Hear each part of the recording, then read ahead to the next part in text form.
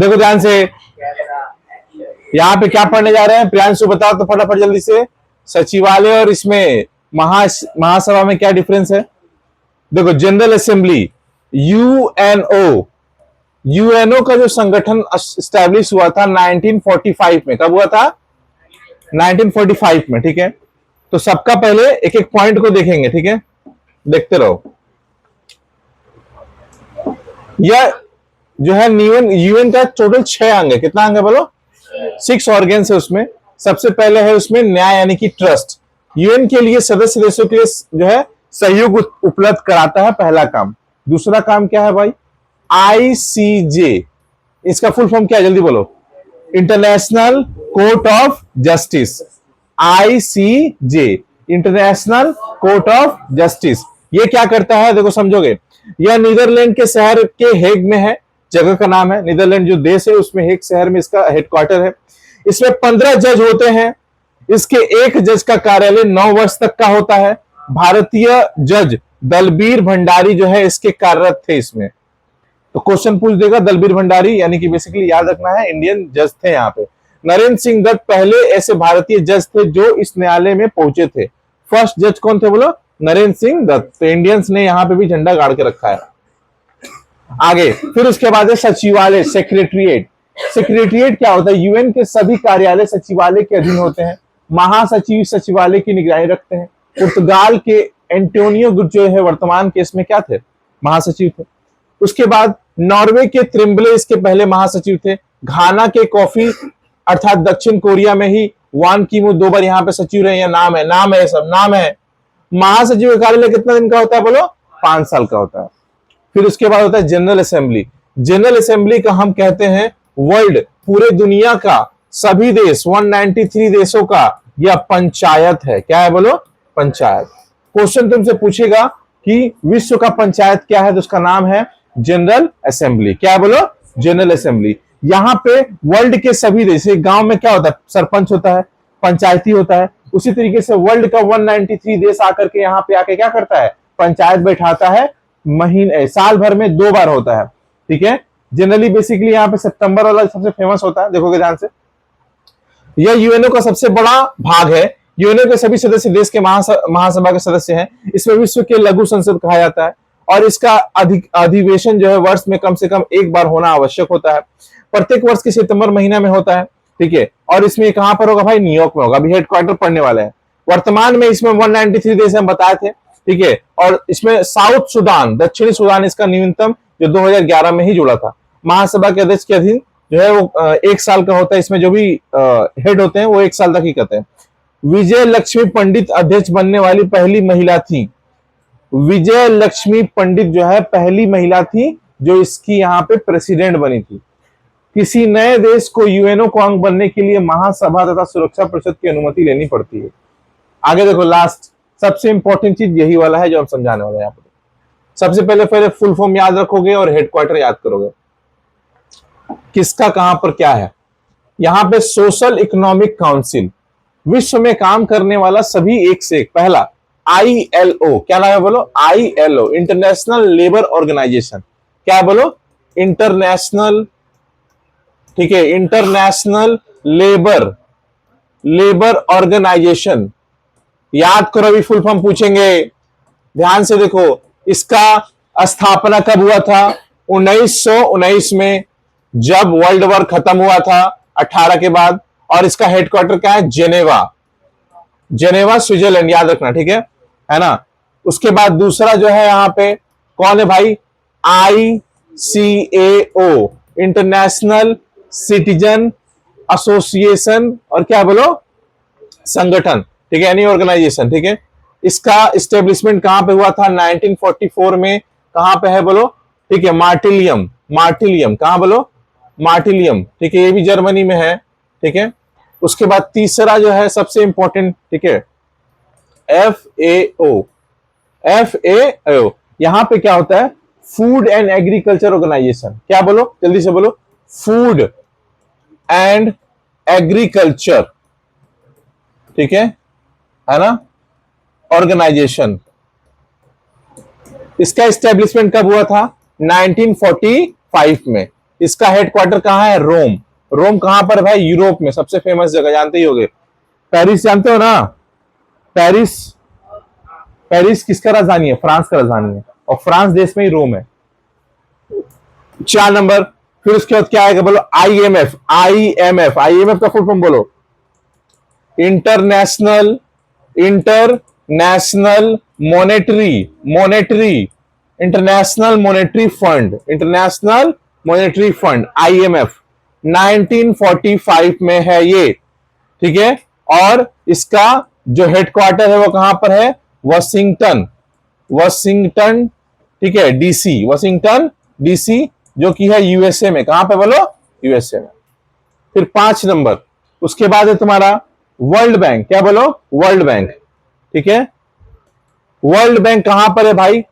ध्यान से देखना, हम बताए थे 1945 में है इसका एस्टेब्लिशमेंट। ये भी है वॉशिंगटन डीसी, अमेरिका। अब वैसे बताते हैं, जैसे इंडिया का सबसे फेमस शहर का नाम मुंबई, सबको पता है, लेकिन उसी तरह इंडिया का राजधानी मुंबई नहीं है, राजधानी क्या है? दिल्ली है। उसी तरह अमेरिका का सबसे फेमस शहर का नाम है न्यूयॉर्क, लेकिन राजधानी उसका क्या है? वॉशिंगटन डीसी, ठीक है, न्यूयॉर्क नहीं है, ठीक है। वॉशिंगटन डीसी एक ऐसा जगह है जहां पे सब सरकारी ब्यूरोक्रेट्स लोग बैठते हैं, कांग्रेसमैन बैठते हैं, जो सब लोग जो है बेसिकली पॉलिटिशियन रहते हैं, जो देश चलाते हैं। 6 नंबर क्या है? ठीक है, 6 नंबर होगा तुम्हारा यूनिसेफ। पढ़ाए थे हम यूनिसेफ, यूनिसेफ, ठीक है। यूनिसेफ का फुल फॉर्म, यूएन का पहले फुल फॉर्म बताओ। यूनाइटेड, बोलो यूनाइटेड नेशन, यूनाइटेड नेशन। आई का क्या होगा बोलो? इंटरनेशनल। क्या बोलो? इंटरनेशनल। सी से क्या होगा बोलो? चिल्ड्रेन। क्या होगा बोलो?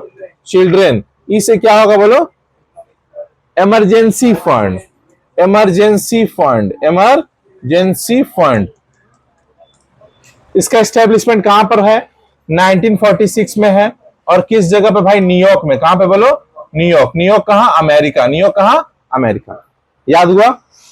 याद करेंगे तभी होगा, ये याद होना चाहिए एकदम 100%, तभी हो पाएगा। फिर से बोलो फटाफट, क्या क्या जल्दी बोलो। आईएलओ, आईएलओ क्या है? International labour organisation. ICO, international citizen of association for organisation, 1944, ठीक है, मार्टिलियम। एफएओ का फुल फॉर्म क्या है? फूड एंड एग्रीकल्चर, 1945, रोम में है। आईएमएफ का फुल फॉर्म जल्दी बोलो? International monetary fund. World bank तो जानते ही हो। यूनिसेफ का full form? United nation international children's emergency fund, 1946, कहां पर है? न्यूयॉर्क में है। वर्ल्ड बैंक कहां पर है? Washington DC. आईएमएफ कहां पर है? Washington DC. ध्यान से देखो, आईएमएफ भी पैसा बांटता है, वर्ल्ड बैंक भी पैसा बांटता है। जितने देश लोन लेने जाते हैं, कर्ज लेने जाते हैं, वो किसके पास जाएंगे? आईएमएफ के पास जाएंगे या वर्ल्ड बैंक के पास ही जाएंगे। यही लोग किसी देश को कर्ज देता है। देश कर्जा लेगा तो कैसे लेगा कर्जा? 200 लाख करोड़ रुपया, 120 लाख करोड़ रुपया ऐसे लेता है। तो देश का कर्जा है, एक उसमें देश में पूरा हर चीज आएगा। तो उतना कर्जा कौन दे सकता है? जिसके पास trillion, not million, not billion, trillion में इकोनॉमी है उसके पास, ठीक है। पूरा इंडिया का, ठीक है, बता रहे हैं इंडिया का जो ये है पैसा है वो लगभग 4 ट्रिलियन के हिसाब से है। अब तुमको हम समझाते हैं, 4 ट्रिलियन, ठीक है, इसी का अमाउंट का बताते हैं। सिर्फ एक कंपनी है ब्लैक रॉक, उसके पास खुद का अपना 15 ट्रिलियन डॉलर है। सिर्फ एक कंपनी इंडिया से लगभग 3 गुना ज्यादा है, 4 गुना ज्यादा है। समझ में आ रहा है जो बोलना चाह रहा है? एक कंपनी, सिंपल सोचो कितना ज्यादा पैसा कमा रही है, ठीक है। वो मैंने इंडिया को 4-5 बार लोन दे सकती है, पूरा देश को। समझ में आया कि नहीं है? लेकिन भारत लोन लेगा तो अगला बार क्या करना पड़ेगा? बोलेगा ठीक है मुंबई शहर हमको दे दो, हम चलाएंगे गिरवी, ठीक है ना? हाँ, ऐसे ही होता है। अब बोलो समझ में आया कि नहीं आया? श्रीलंका के साथ तो चाइना यही ना किया। श्रीलंका को पहले लोन दिया, खूब लोन दिया, भर भर के लोन दिया, फिर जब नहीं कुछ कर पाया तो बोला हम्बन टूटा बंदरगाह हमको देना पड़ेगा और हम चलाएंगे, इसका मालिक तुम नहीं रहोगे, हम रहेंगे, जो मन मेरा करेगा वो करेंगे। आगे देखो, आगे देख, देख इधर देख, पहले बाद में करेगा, इधर देख रिसर्च, 2 दिन बाद भूल जाएगा सब। डब्ल्यूएचओ का फुल फॉर्म बोलो जल्दी से।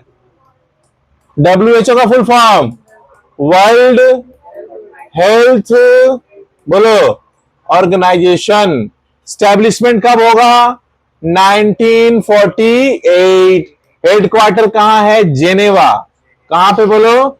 जेनेवा। जेनेवा कहां पे है? स्विट्जरलैंड। जहां पर वही जगह जहां पे एक से एक करप्ट लोगों का पैसा रखा है, स्विट्जरलैंड। ठीक है, ब्लैक मनी का गढ़ है स्विट्जरलैंड। स्विट्जरलैंड कुछ नहीं करता, वहां ना फैक्ट्री है ना वहां खेती होता, कुछ नहीं है, लेकिन सबसे टॉप लेवल का जगह है। बोलो कैसे? जितना अमीर लोग है बोलता है हम अपना ब्लैक मनी वहां छुपाएंगे, और स्विट्जरलैंड का बैंक का पॉलिसी वही है, टॉप सीक्रेट। कोई कितना बड़ा आ जाए आदमी, उसका पैसा कितना रखा है कोई बता नहीं पाएगा। बैंक वाला का जान चल जाएगा लेकिन नहीं बताया, क्योंकि वहां पे वही काम ही है मेन। ठीक है, ब्लैक मनी को छुपा करके व्हाइट करना, यही मेन काम होता है। हाँ, हेलो बोलिए। हेलो। हाँ हाँ हाँ, रुकिए, हम एक दिन को फोन दे रहे हैं, वो बता देगा एड्रेस कहाँ पे। बोलो, एड्रेस बता दो, यहाँ पे जाकर देखो, रिसीव कर लो बाहर। देखो यहाँ पे WMO का फुल फॉर्म क्या है भाई? ठीक है ना? नहीं नहीं, WMO है ना? ठीक है, यहाँ पे वर्ल्ड, एक मिनट, मौसम विभाग नहीं, यहाँ पर ये होना चाहिए वेदरिंग डिपार्टमेंट। एक मिनट बता दे रहा हूँ, आ रहा है देखो दिमाग में। वर्ल्ड का एम से एक आता है, ठीक है, जो क्या करता है ना, पूरी तरीके से मौसम को दिखाता है, लेकिन मौसम को एम से नहीं है, उसका एक वर्ड एम दिखा रहा है, अभी दिमाग में नहीं आ रहा फिलहाल। ठीक है, बता रहे इसका।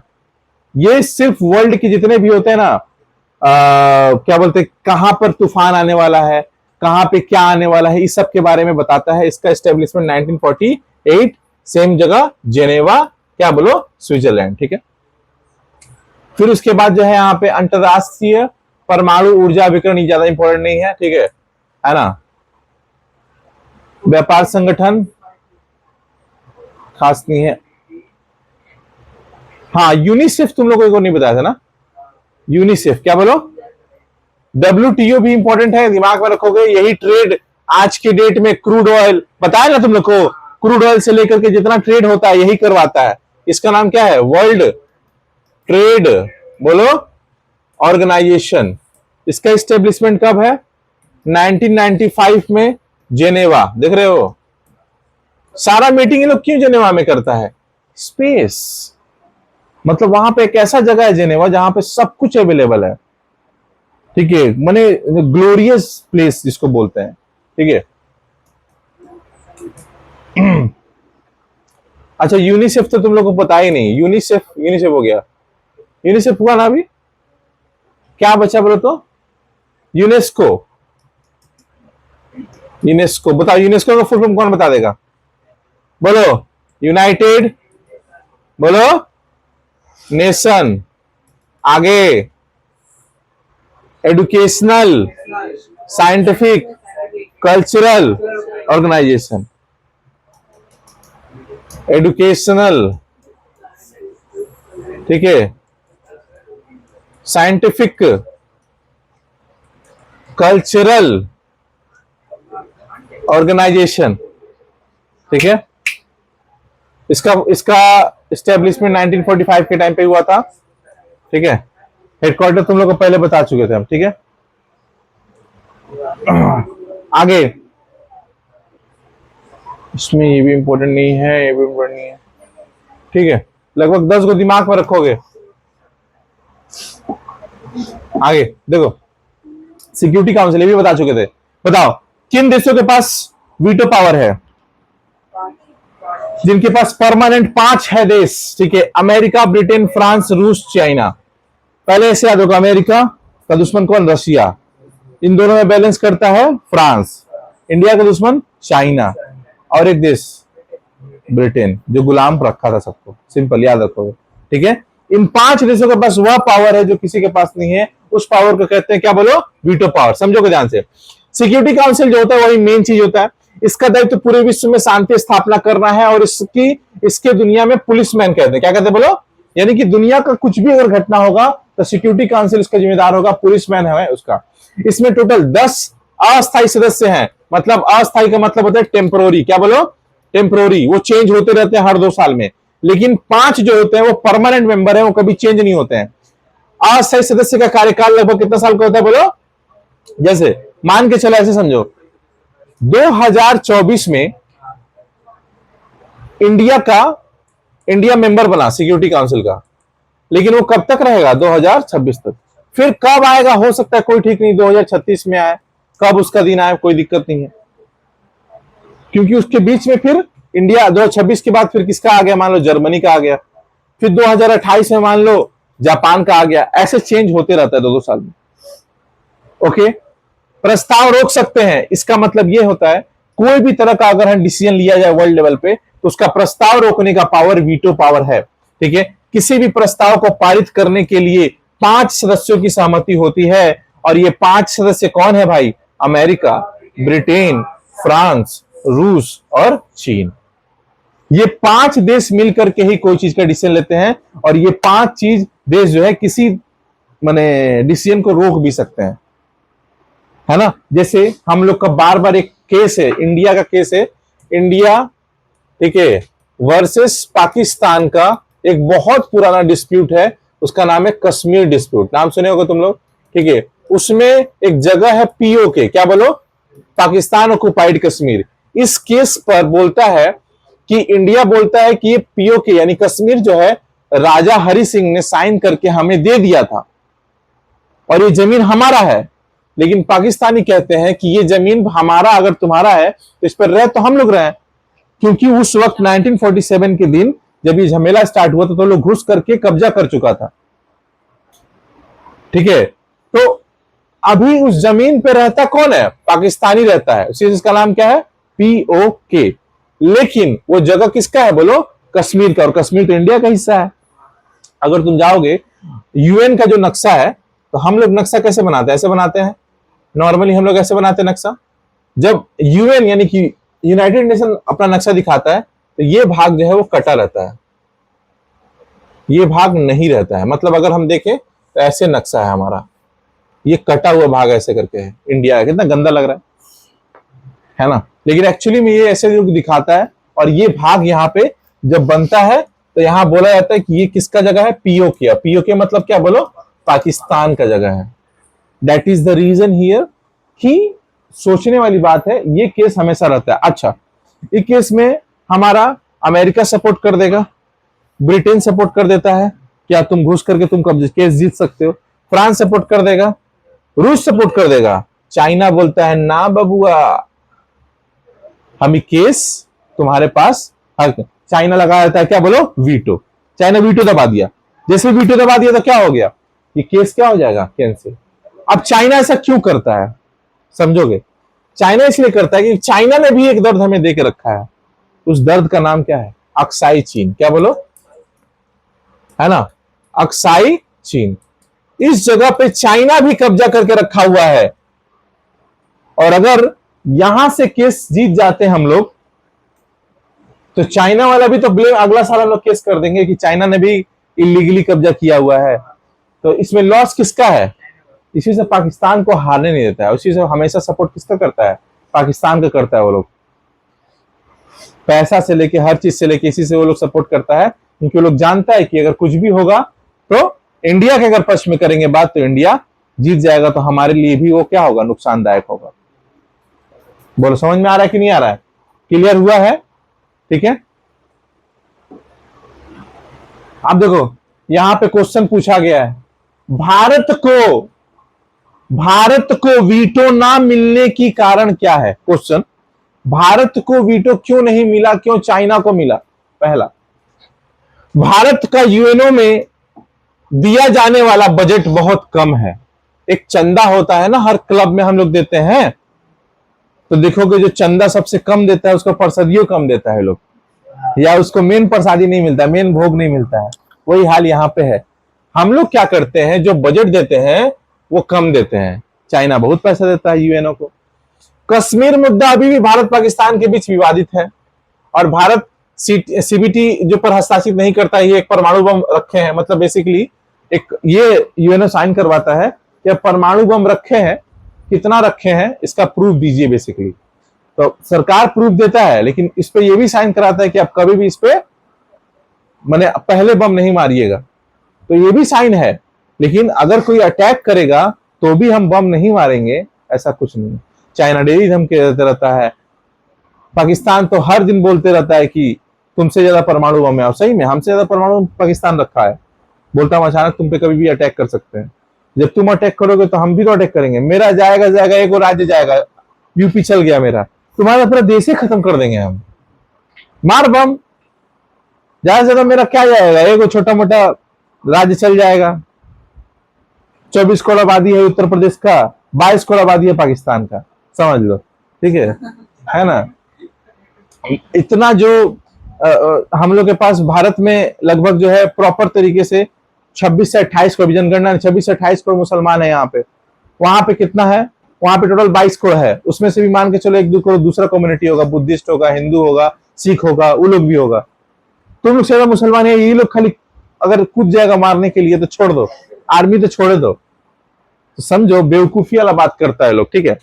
सभी वीटो सदस्य भारत के पक्ष में नहीं रहते हैं, हम बोले ना। और सबसे पहले कौन नहीं रहता है, बोलो, चाइना नहीं रहता है, ठीक है, क्योंकि कभी नहीं चाहेगा तुम्हारा पड़ोसी कि तुम डेवलप हो और तुम आगे बढ़ो। कभी ऐसा नहीं हो सकता है कि वो सोचेगा कि तुम डेवलप करके आगे बढ़ जाओ। That is the reason Bharat को वीटो मिलने के कारण सब